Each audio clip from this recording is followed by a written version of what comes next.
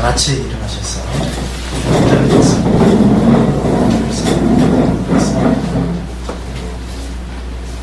그리고 에어컨이 지금 너무 빵빵해가지고 약간 좀 떨립니다. 끄셔도 될 것 같습니다. 같이 하겠습니다. 시작. 내 부모를 공경하라. 그리하면 내 하나님 여호와가 내게 준 땅에서 내 생명이 길리라. 아멘. 앉으시겠습니다.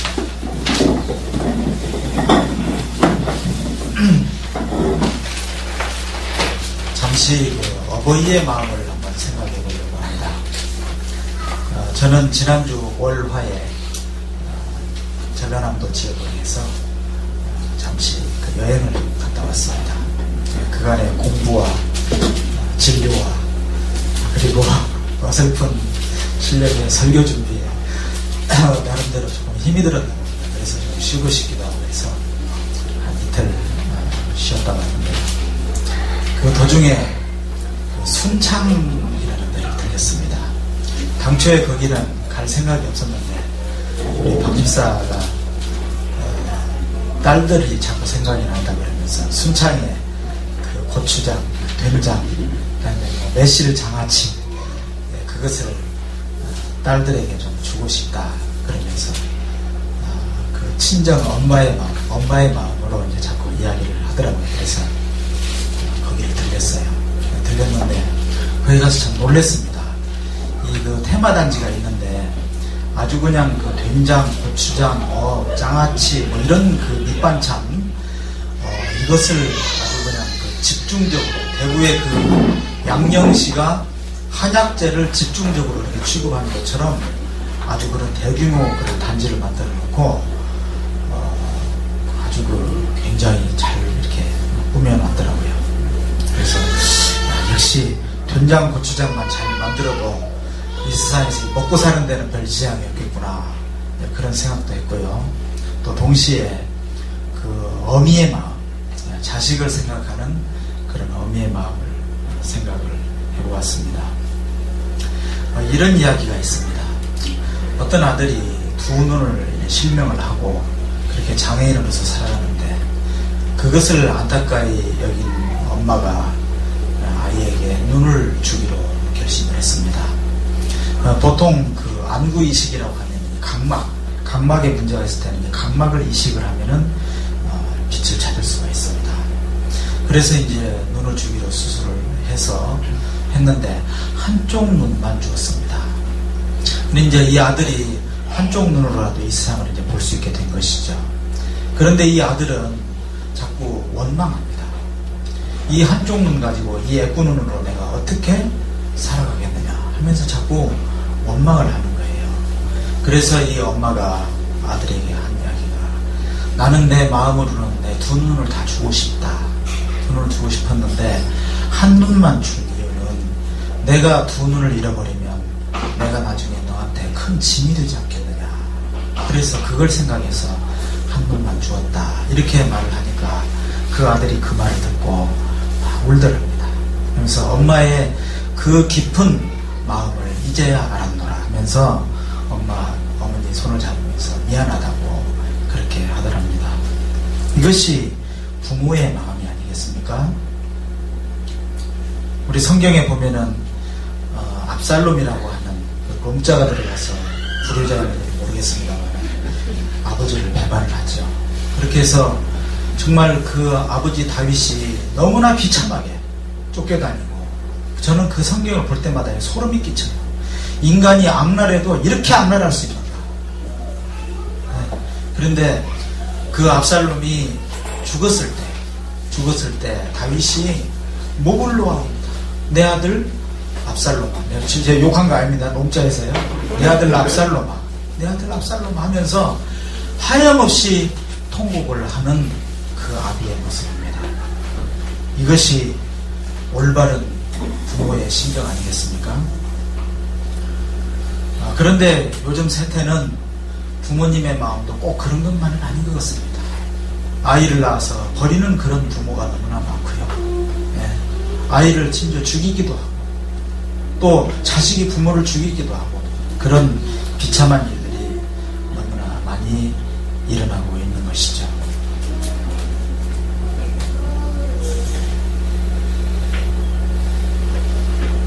오늘 말씀은 10계명의 제5계명에 해당되는 그런 말씀입니다. 우리가 너무나 잘 알고 있는 그런 말씀이죠. 먼저 10계명에 대해서 잠시 생각을 해볼까요? 이 10계명은 언약 백성들이 지켜야 하는 그런 의무 규정이 있었습니다.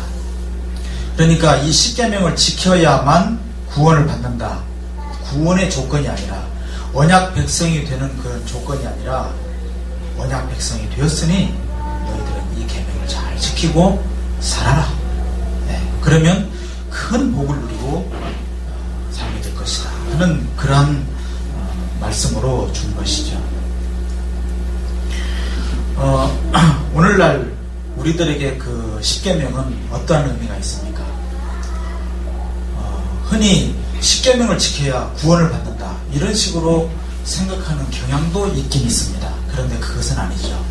우리가 10계명을 지켜서 구원을 받는 것이 아니라 우리는 예수 그리스도 보혈의 공으로 구원을 받았는데 구원을 받은 백성이 10계명도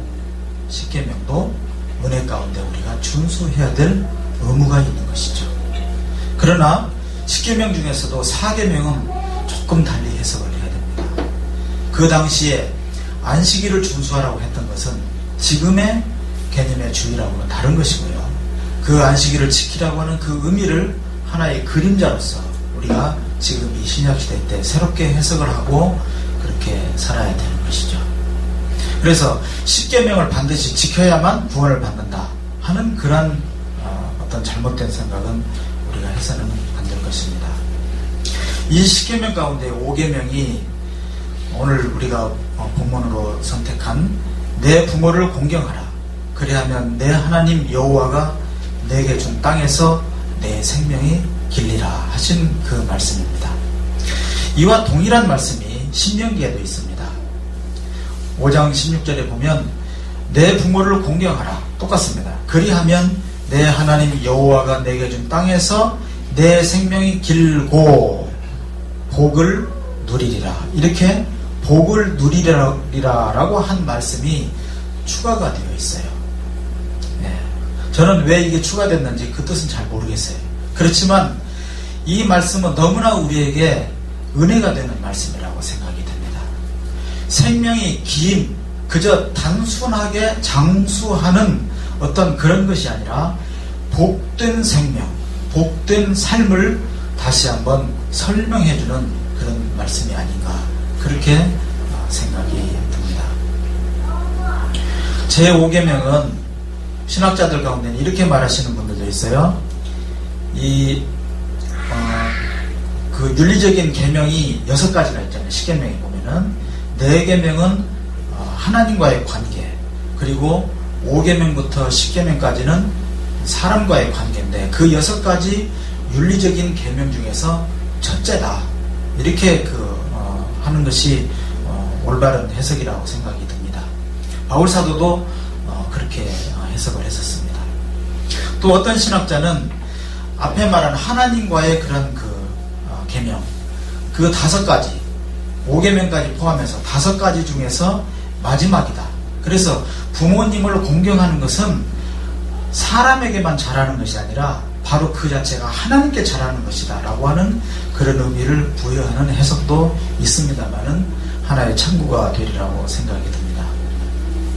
그러면 여기 이제 공경하라고 했는데 공경하라는 말은 히브리어로 이제 카베드라고 하는 말입니다. 근데 이 말은 중량이 나간다, 명예롭다, 영광스럽다 이런 다양한 그런 뜻이 또 심지어 부담을 느낀다 하는 이제 그런 뜻까지 포함을 하고 있는데요.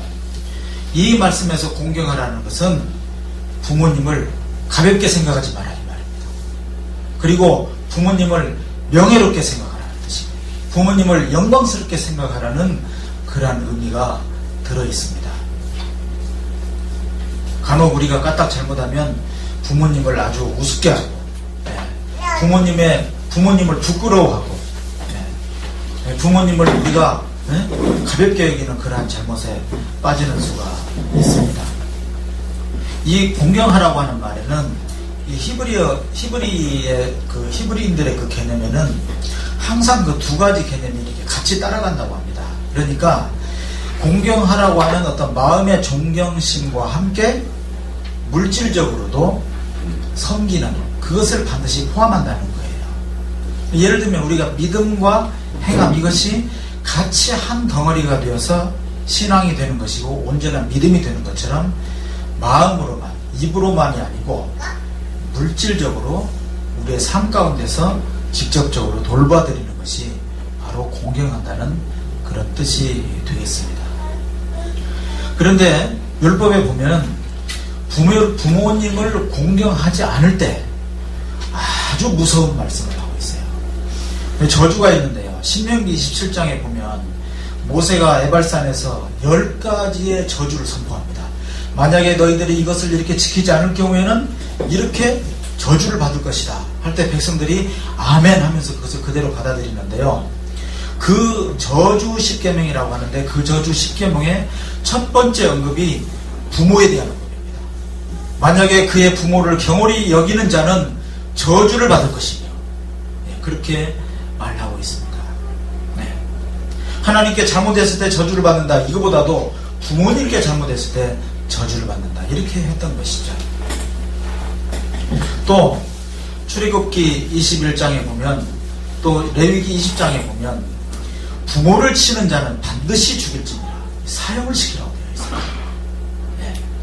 그리고 아버지나 어머니를 저주하는 자는 반드시 죽일지니 이렇게 되어 있습니다. 그러니까 부모님께 대해서 잘못하는 것은 뭐 감옥에 좀 가두어둔다, 매질을 한다 이것이 아니에요. 죽여서 그 사유에서 없애버리라는 그러한 무시무시한 말씀을 하고 있더라고요. 저는 옛날에 이 성경을 읽을 때 그냥 가볍게 지나갔어요. 그런데 구약의 율법에서는 부모님을 섬기는 것을 이렇게 중요하게 생각을 했던 것입니다. 흔히 우리 기독교는 유교와는 달리 부모님을 별로 공경하지 않는 그런 그 종교다. 이런 식으로 해서 효를 하지 않는다. 조금 이렇게 싸가지가 없는 종교다. 뭐 이런 식으로 요새 말로는 왕싸가지다. 뭐 이런 식으로 그 이야기를 하기도 하는데 전혀 그렇지 않더라고요. 근데 참고로 여기 보면 함무라비 법전 보입니까? 예, 함무라비 법전에서는 부모를 치는 자의 손을 찌르라. 예, 뭐 이 정도입니다. 예. 그 다음에 그 수리아, 지금 시리아 지역이죠. 수리아에서는 부모에게 부모가 아니다. 부모를 명예롭게 여기지 않으면은 옷을 벗겨서 성을 끌려 돌려 뺑뺑이를 돌린 다음에 추방시키라. 예.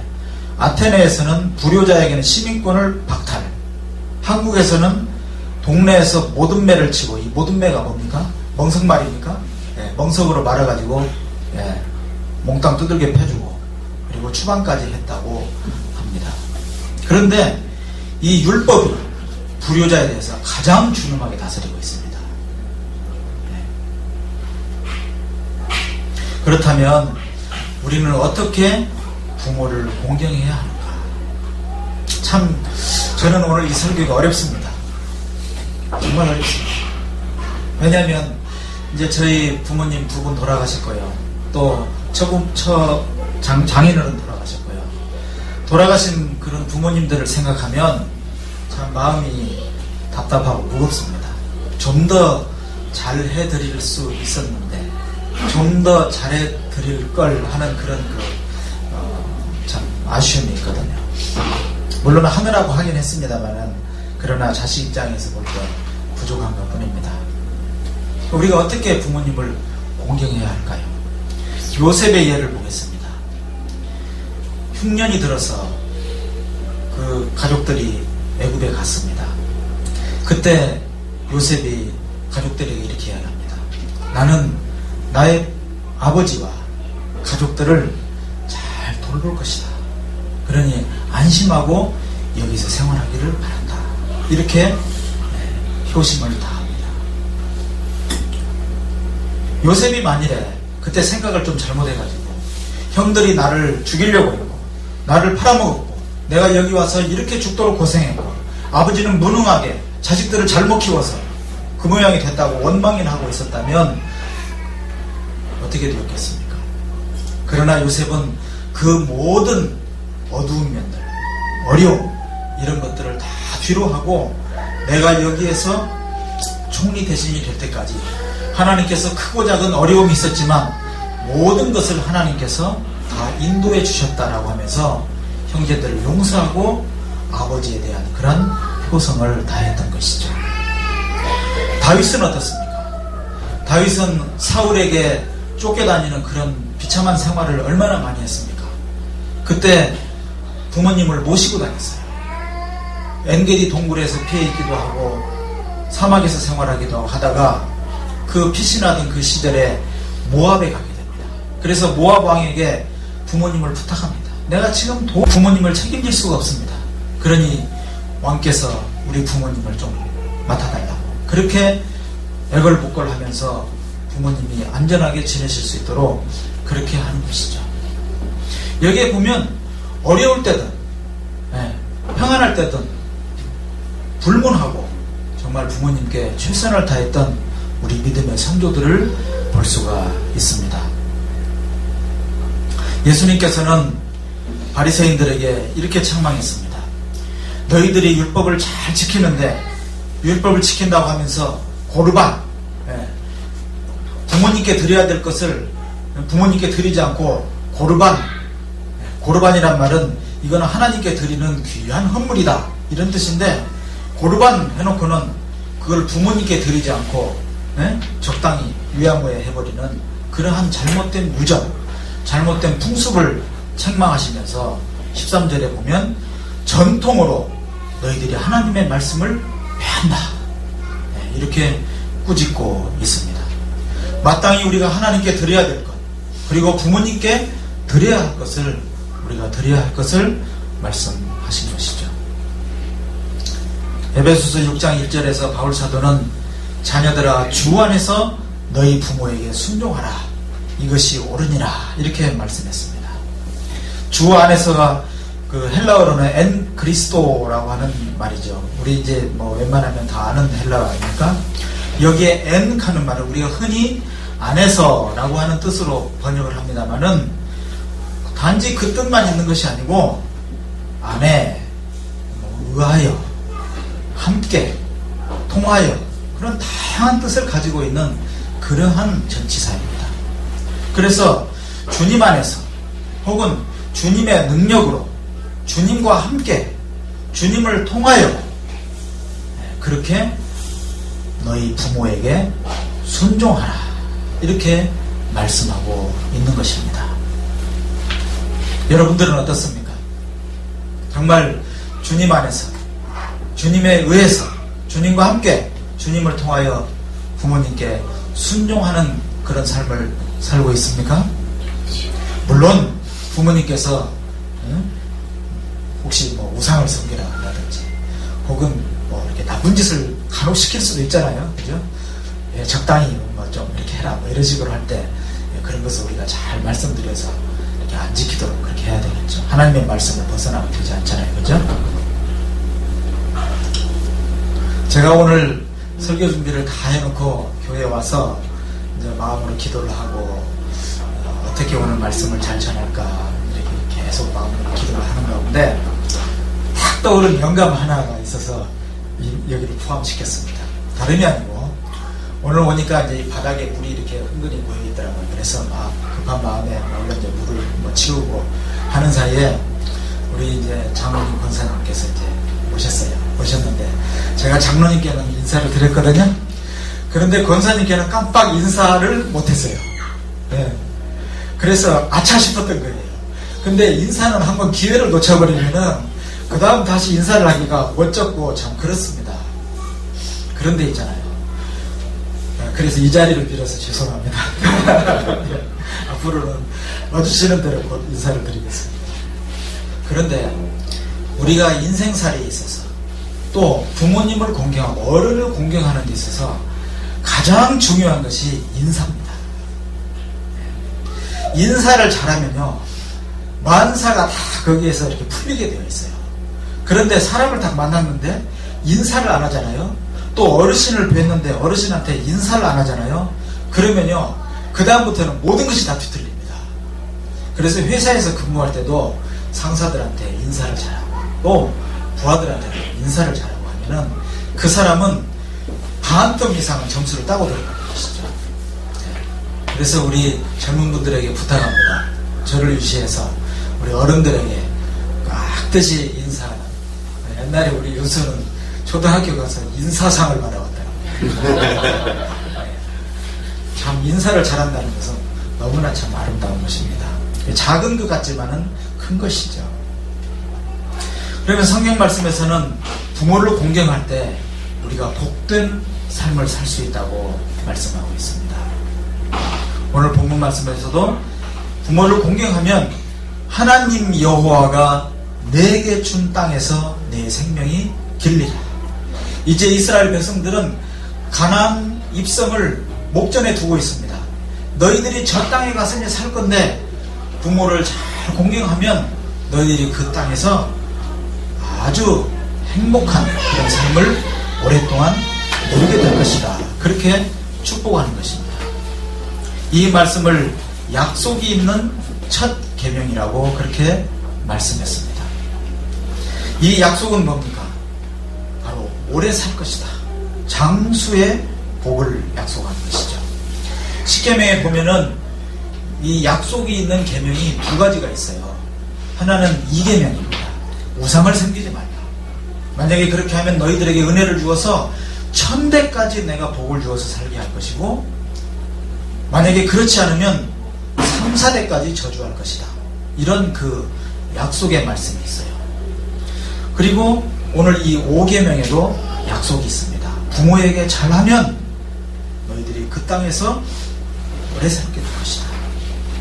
그러면 약속이 있는 첫 계명이라고 할 때 이 첫째라는 뜻이 무엇이냐? 첫이라고 하는 뜻은 첫째라는 뜻이 아니고 으뜸이라고 하는 뜻입니다.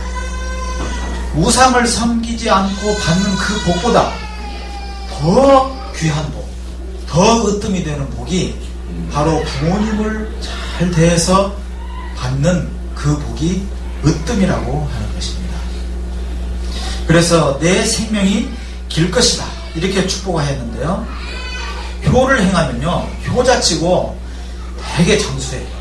왜냐하면 효도하는 집안이에요. 웃음이 넘치고, 조금 물질적으로 부족하고 힘들다 하더라도 부모님께 잘하면 그 부모님이 자식을 더 잘하게 되고, 그러면은 그 자식은 부모님께 또 더 잘하게 되고, 이렇게 하면서 웃음이 넘치는, 행복이 넘치는, 평안이 넘치는 그런 가정이 되지 않습니까?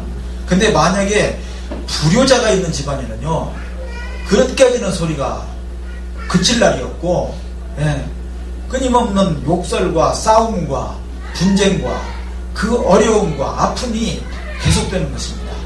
우리가 상식적으로 생각해 볼 때도 집안이 서로 화목하고 하면요, 가와만사승이라고 하는 말이 있듯이 서로가 건강하고 행복하고 벌써 얼굴부터 달라집니다. 서로 사랑을 받고 존경을 받고 공경을 받고 하는 그런 집에는 얼굴 표정이 다른 거예요. 그러면 엔돌핀이 얼마나 많이 나옵니까? 또 집에서 찬양을 하고 교회에서 찬양을 하고 한 가족이 같이 예배를 드리고 하면 그때 나오는 그 엔돌핀, 그 다음에 제가 몇 번 말씀드렸죠. 이 내추럴 킬러셀, 이 우리 피 속에 돌아다니는 이 암세포를 파괴시키는 그런 내추럴 킬러, 자연 그 살상 세포가 있어요. 그게 암세포가 들어오면 다 잡아먹는다고요. 그게 1000배나 더 나온다는 거 아닙니까? 세계적인 암학자의 연구 결과물입니다. 그래서 일반적으로 복된 삶을 누리고 장수하게 되는 것입니다. 물론 예외도 있어요. 부모님께 효도한다고 무조건 장수하는 것은 아니죠. 그러나 대체적으로 장수합니다. 근데 이 말씀은 또 조금 다른 의미에서 이렇게 볼 수도 있어요. 너희들이 가나안 땅에 들어가서 오랜 장수의 복을 누리게 될 것이다, 이렇게 말씀했는데, 가나안 땅은 어떤 의미가 있습니까? 가나안 땅은 종국적으로 우리가 가게 되고 하나님의 나라, 천국을 말한다고 볼 수 있습니다. 그래서 신약적인 의미에서는 우리가 정말 영생의 삶을 사는, 예수 그리스도와 함께 영원한 삶을 누리게 되는 그러한 삶의 그림자로서 바로 이 말씀이 해석이 가능하다고 봅니다. 그래서 부모님께 잘하고 부모님께 효도하면은 우리가 영생의 삶에 한 발짝 다가선다는 것이죠. 우리는 부모님께 잘해야 됩니다만은 우리가 부모라면 또 어떤 부모가 되어야 할까, 이 문제를 깊이 생각해야 된다고 생각합니다. 에베소서 6장 4절에 보면 자녀를 노엽게 하지 말고 오직 주의 교훈과 훈계로 양육하라, 이렇게 말씀하고 있습니다. 얼마 전에 어떤 사이비에 빠진 그런 어떤 부모가 잠언의 말씀을 자식에게 아무리 째찍을 해도 죽지 않는다, 이 말을 문자적으로 해석을 해가지고 아이가 말을 듣지 않는다고 얼마나 때렸는지 맞아서 죽였어요. 굶어서 죽었더라고요. 그 굶어 죽은 아이가 뼈만 앙상하게 남았는데 그 몸에 그냥 온갖 몽둥이로 맞아가지고 그렇게 되었는데, 이 얼마나 참 기가 막힌 일입니까? 부모 노릇도 잘해야 됩니다. 우리가 성경 말씀을 있잖아요. 성경 말씀을 제대로 해석하고 성경 말씀을 제대로 적용해야 돼요. 그것을 잘 하지 못하기 때문에 이단 사이비가 나오고 인본주의 신학이 나오는 거 아니겠습니까? 제가 오늘 이렇게 하는 이유는 지난주에 우리 목사님께서 이렇게 설교하신 거 제가 너무 감명을 받았어요. 그 말씀이 딱 머릿속에 이렇게 와닿고, 어떻게 하면 우리 성도님들께 좀 더 말씀이 이렇게 좀 더 삶 가운데 적용이 될 수 있을까, 또 이렇게 좀 잊어버리지 않을까 하는 그런 그 생각에 좀 더 이렇게 주의를 집중하는 그런 의미에서 이렇게 한번 해봅니다. 앞으로 이제 다양하게 이렇게 해보겠습니다만은, 우리는 정말 이 하나님의 말씀을 잘 해석하고 잘 적용해서 그렇게 살아야 되는데요. 부모의 역할도 마찬가지입니다. 부모는 자녀를 말씀으로 양육해야 돼요. 자기의 욕심, 자기의 어떤 잘못된 소신과 철학, 자기의 습관, 이걸 가지고 해서는 안 됩니다. 정말 하나님의 말씀으로 양육해야 되고 자녀를 노엽게 해서는 안 되는 것이죠.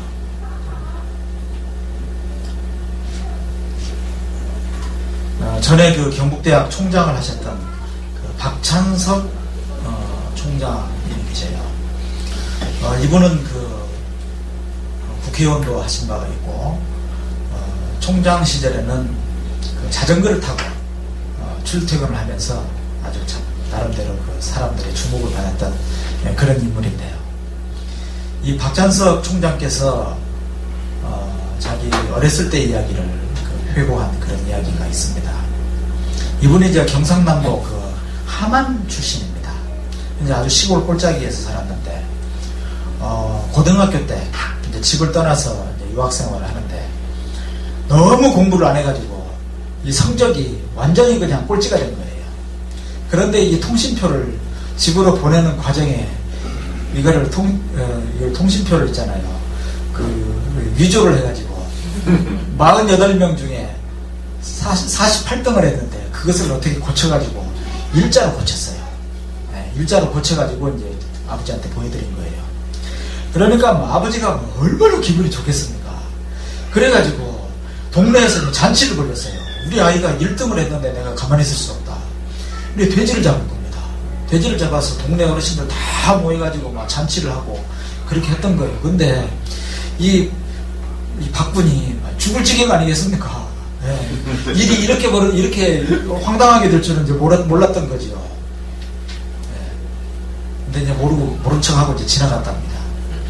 네. 나중에 이제 그때 자기가 이제 좀 각성을 하고 공부를 열심히 해가지고 이제 해서 대학도 들어가고 그렇게 했는데, 그때 아버지 앞에 와서 사실은 제가 그때 통신표를 이렇게 위조를 했었습니다. 정말 죄송합니다. 이제라도 더 열심히 할 테니까 용서를 해달라고 이렇게 하면서 혹시 그 아버지 제가 진짜로 1등 한 줄 알았습니까? 이렇게 물으니까 그 아버지 대답이, 내가 네 성적표 고친 건 내가 다 안다. 그 아버지는 그걸 알면서도 모른 척 하면서 그 아들에게 어떤 좋은 교훈을 주기 위해서, 정말 네가 진짜 1등을 하면 얼마나 좋은지, 얼마나 부모님이 좋아하고 사람들이 같이 너를 축하해주고 하는지를 보여주기 위해서 그렇게 했다는 그런 말씀을 하셨다는 거예요. 우리는 부모의 역할도 잘해야 된다고 생각합니다. 그 박 총장님의 그 아버지는 참 속이 깊으신 분이었지 않는가, 그렇게 생각이 됩니다. 만약에 저 같으면요, 저는 상상해 보십시오. 내가 왜 너 같은 아이를 낳았던 거, 뭐 이렇게 진도가 나갈 수도 있고, 아니면은 야구방망이로 뭐 어떻게 좀 박살을 냈을 수도 있고, 그 통신별을 짝짝 찢어버리면서 어떻게 했을 수도 있고, 어떤 사태가 벌어질지는 좀 상상에 맡기겠습니다만, 저는 그런 그릇이 되지 못해요. 우리가 정말 자식의 마음을 잘 이해해주고, 자식의 말을 잘 들어주고, 자식의 장래를 위해서 우리가 속이 상하더라도 한 번 더 참고 배려해주는 그런 그 부모가 되어야 하지 않겠습니까? 특히 자식의 말을 잘 들어주는 부모가 되어야 한다고 생각합니다. 요즘 다들 너무 바빠요. 같이 밥 먹을 시간도 잘 없어요. 학교에 다녀오는 것이 아니라 아이들이 집에 다녀온단 말입니다. 그런 세상이 되었어요. 잠깐이라도 시간을 내서 아이가 어떤 어려움은 없는지, 학교에서 어떤 부러움을 당하는 것은 없는지, 이런 것들을 잘 들어주고, 말도 안 되는 그런 투정을 하더라도 그걸 잘 들어주면, 내 심정을 잘 들어주고 받아주는 부모님이 계시다는 사실 하나만으로도 그 아이에게 전도가 될 것이고요, 또 그 아이의 장래에 좋은 밑거름이 될 것이라고 생각을 합니다. 오늘 이 그림을 보면 어머니의 모습, 그리고 지금 이 사진 보입니까? 석양의 아버지가 이 해거름에 자전거를 타시고 일을 마치고 집으로 귀가하는 그런 사진입니다. 우리의 부모님들은 우리를 위해서 아낌없이 주는 나무로 사셨습니다. 그러한 부모님을 공경합시다. 그리고 우리가 부모로서 바른 역할을 할 수 있도록, 하나님의 말씀 안에서 바른 부모의 역할을 할 수 있도록 기도하면서 살아가시는 성도 여러분이 되시기를 주님의 이름으로 부탁드립니다. 기도하겠습니다. 하나님 아버지, 오늘 어버이 주일을 저희가 보내면서 하나님의 말씀을 묵상합니다. 하나님께서 부모를 공경하는 것이 가장 아름다운 으뜸이 되는 계명임을 말씀하셨습니다. 우리가 어려울 때이든 또 우리가 형통할 때이든 언제든지 부모님을 잘 공경하는 그런 아름다운 모습의 자녀들이 되게 하여 주시기를 간절히 구하고 원합니다. 또한 우리는 바른 부모로서 그리스도 안에서 우리의 자녀들을 하나님의 말씀으로 잘 훈계하고 양육할 수 있는 모범이 되는 그런 부모가 되게 하여 주시고, 자녀들이 겪는 이 현실 세계 속에서의 그 아픔을 우리가 잘 이해하고 친구가 되어줄 수 있는 그런 부모가 되게 하여 주시옵소서. 감사드리오며 예수님의 이름으로 기도합니다.